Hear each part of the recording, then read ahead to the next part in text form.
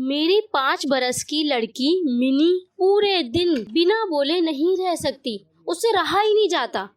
एक दिन वह सवेरे सवेरे ही बोली, बाबूजी राम दयाल दरबान है ना, वह काक को कौवा कहता है और वह कुछ नहीं जानता है ना बाबूजी। मेरे कुछ कहने से पहले ही उसने दूसरी बात छेड़ दी। देखो बाबूजी, भोला कहता है कि आकाश में हाथी सूंड से पानी फेंकता है, इसी कारण वर्षा भी होती है। अच्छा बाबूजी, भोला झूठ बोलता है ना, अब बताइए ना। और मेरे कुछ कहने से पहले उसका दूसरा सवाल खड़ा हो जाता था। पूरे दिन पूरे घर में उसे बिना बोले रहा ही नहीं जाता। मेरा घर सड़क के किनारे है। एक दिन मिनी मेरे कमरे में खेल रही थी। अचानक वह खेल छोड़कर खिड़की के पास दौड़ी दौड़ी गई और बहुत जोर जोर से चिल्लाने लगी, काबुली वाले, ओ काबुली वाले। उसने जिसको चिल्लाया था वो एक्चुअली में काबुली वाला था। काबुली वाला एक्चुअली एक को बताऊं तो सेलर था, जो कि काबुल से आया हुआ था और जो किशमिश, ड्राई फ्रूट्स ये सब चीज़ें बेचते थे। कंधे पर मेवों की झोली लटकाए, हाथ में अंगूर की पिटारी लिए एक लंबा सा काबुली धीमी चाल से सड़क पर जा ही रहा था। जैसे उसने सुना कि उसको कोई बुला रहा है, वैसे वो घर के अंदर एंटर हुआ। अब जैसे ही काबुली वाला आया, उसके हाथ में झोला देखकर मिनी घबरा गई और दुपक के अपने पिता से और डर के मारे छिप गई। अब यहाँ पे नरेटर जो कि मिनी के फादर हैं, जो इस स्टोरी के नरेटर हैं वो मिनी के फादर हैं। तो वो ये देखते हैं जब सीन की उनकी ही बेटी ने किसी को बुलाया बाहर से, और जब वो एंटर हुए तो उनसे मिल नहीं रही है। तो ऐसे में उन्होंने काबुली वाले से कुछ किशमिश वगैरह खरीदे। मिनी से पूछा कि तुम क्यों डर रही हो, तुमने ही तो बुलाया था काबुली वाले को, फिर डर क्यों रही हो। तो मिनी ने बहुत लहजे में जवाब दिया कि उसकी झोली के अंदर बहुत सारे बच्चे हैं ना। तो उसके छोटे से शरारत भरे जवाब को सुनकर दोनों ही हंसने लग गए। ऐसे में जो हमारे लेखक हैं उन्होंने कुछ चीज़ें खरीदी और रवाना किया काबुली वाले। तो दोस्तों, अब तक आप समझ ही गए होंगे हमारी आज की शॉर्ट स्टोरी है काबुली वाला। काबुली वाला बहुत ही ज़्यादा फेमस वर्क है रविंद्रनाथ टैगोर का। इसके ऊपर एक शॉर्ट फिल्म भी बन चुकी है। उस शॉर्ट फिल्म का लिंक मैं आपको डिस्क्रिप्शन बॉक्स में दे दूंगी। तो दोस्तों, ये जो स्टोरी है बहुत ही ज़्यादा सेंटिमेंटल से भरी हुई है। ये स्टोरी जो है ब्रिटिश टाइम के पीरियड को दर्शा रही है। स्टोरी में आप देखेंगे कि किस प्रकार एक बंगाली गर्ल, एक छोटी सी लड़की, अपने पिता समान एक आदमी से दोस्ती करती है, उसके साथ कई सारी चीज़ें शेयर करती है और बिल्कुल इनोसेंट सा एक रिलेशनशिप दिखाया गया है। तो आइए अपनी स्टोरी शुरू कर लेते हैं। कुछ ही दिनों में काबुली वाले और मिनी की बहुत अच्छी जान पहचान हो गई। धीरे धीरे उनमें काफ़ी अच्छी दोस्ती हो गई। काबुली वाला मिनी की मुस्कान, उसके बोलने के प्रति बहुत आकर्षित हुआ। प्रतिदिन मतलब डेली बेसिस पे उससे मिलता रहा। उसने किशमिश बादाम दे देकर मिनी के छोटे से दिल पर काफ़ी अधिकार जमा लिया था। दोनों में बहुत बहुत सारी बातें होती थी। वे लोग खूब हंसते थे और एक दूसरे को कई सारी चीज़ें बताते थे। रहमत काबुली को देखते ही अब मेरी लड़की हंसती हुई पूछती थी, काबुली वाले, ओ काबुली वाले, तुम्हारी झोली में क्या है। रहमत हंसता हुआ कहता, हाथी। फिर वह मिनी से कहता, तुम ससुराल कब जाओगी। तो ये जो डायलॉग है ना, तुम ससुराल कब जाओगी, ये एक्चुअली में छोटे बच्चे से शरारत भरे कुछ क्वेश्चंस हमेशा पूछ लिए जाते थे बंगाली ट्रेडिशन में। मिनी लेकिन इस चीज़ को समझ पाने में बिल्कुल भी योग्य नहीं थी। इस सवाल पर मिनी ने उल्टा ही रहमत से पूछा, तुम ससुराल कब जाओगे। तो रहमत अपना मोटा सा घूंसा तान कर कहता है कि हम ससुर को मारेगा। इस पर मिनी और वो दोनों बहुत हंसते हैं। हर साल सर्दियों के अंत में काबुली अपने देश चला जाता है। जाने से पहले वह सब लोगों से पैसा वसूल करने में लगा रहता है, जिन जिनको उसने सामान दिया, जिन जिनको उन्होंने अपना माल बेचा। उसे घर घर घूमना पड़ता, मगर फिर भी हर दिन वो मिनी से मिलने ज़रूर आता। एक दिन सवेरे सवेरे मैं अपने कमरे में बैठा कुछ काम कर रहा था। ठीक उसी समय सड़क पर बड़े ज़ोर का शोर सुनाई दिया।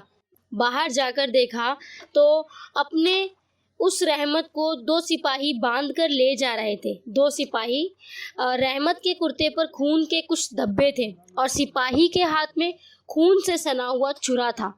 कुछ सिपाही से और कुछ रहमत से मुंह से सुना कि हमारे पड़ोस में रहने वाले एक आदमी ने रहमत से एक चादर खरीदी और उसके कुछ रुपए उस पर बाकी थे, जिन्हें देने से उसने इनकार कर दिया। बस इसी बात दोनों में झगड़ा हो गया और बात धीरे धीरे करके बढ़ गई और काबुली ने उसे छुरा मार दिया। इतने में काबुली वाले कहते हुए मिनी घर से निकल कर आई। रहमत का चेहरा कुछ पल के लिए खिल उठा। मिनी ने आते ही पूछा, तुम ससुराल जाओगे? रहमत ने हंसते हुए कहा, हाँ वहीं तो जा रहा हूँ। रहमत को लगा कि मिनी उसके उत्तर से खुश नहीं हुई। तब उसने गुस्सा दिखाकर कहा, ससुर को मारता, पर क्या करूँ, हाथ बंधे हुए हैं।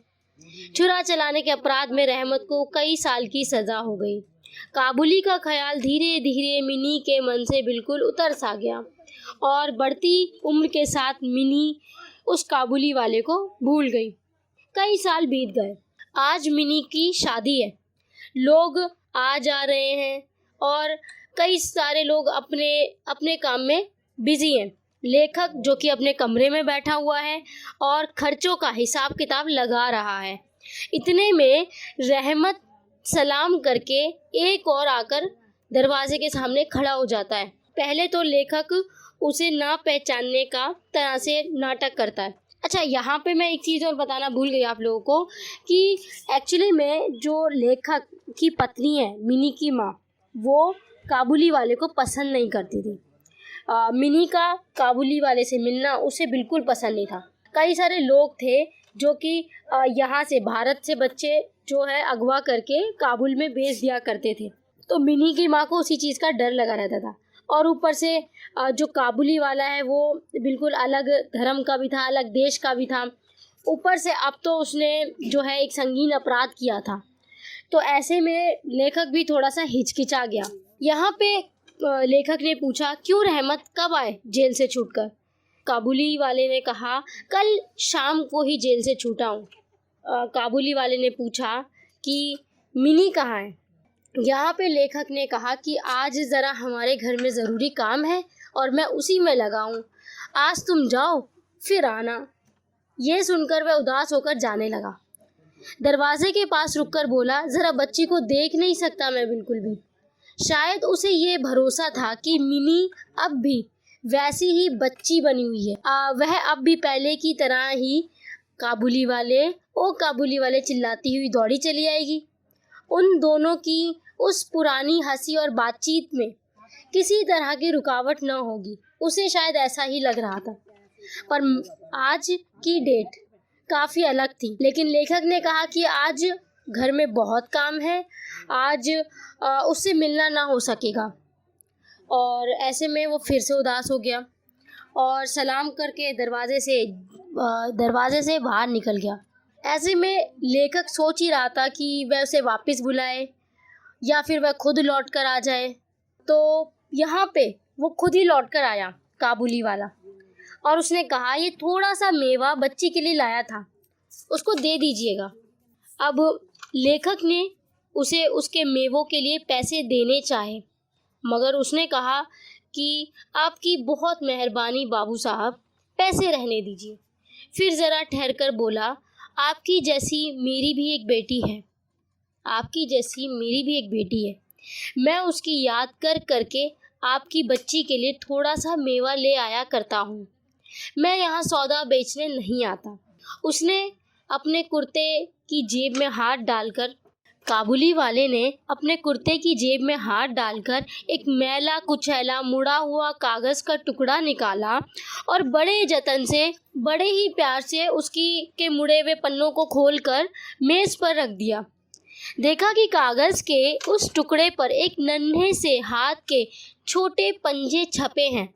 हाथ में थोड़ी सी कालिक लगाकर कागज़ पर उसी की छाप ले ली गई थी। अपनी बेटी की इस याद को रहमत हर साल कलकत्ते की गली में सौदा बेचने के लिए आता है और मिनी उसकी बेटी की तरह है। वो मिनी को भी अपनी बेटी ही मानता है, इसीलिए उससे मिलने आया है। ऐसा देखकर लेखक की आंखें भर गईं। सब कुछ भूलकर लेखक ने उसी समय मिनी को बुलाया। मिनी जो है वो अंदर कमरे में थी, पूरी दुल्हन की पोशाक पहनी थी, गहने पहनी थी और आकर खड़ी हो गई वो काबुली वाले के सामने।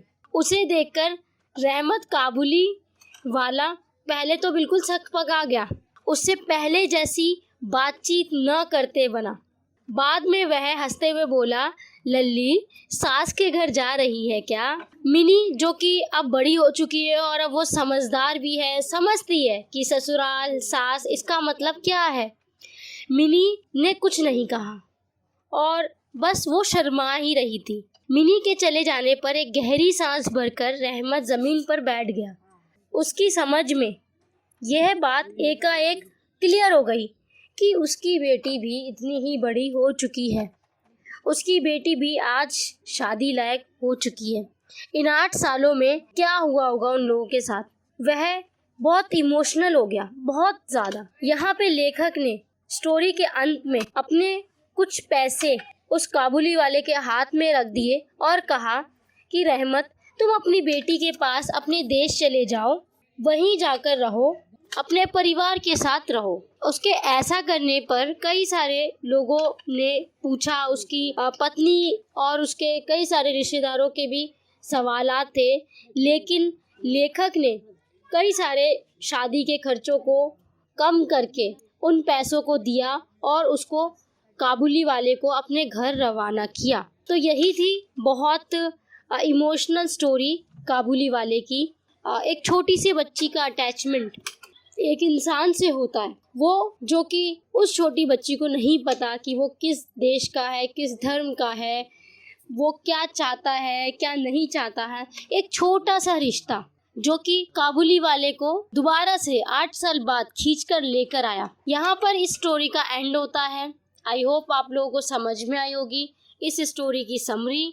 यहाँ तक आपको कैसा लगा हमारा ये वीडियो, हमें कमेंट करके ज़रूर बताएं। So thank you students for listening.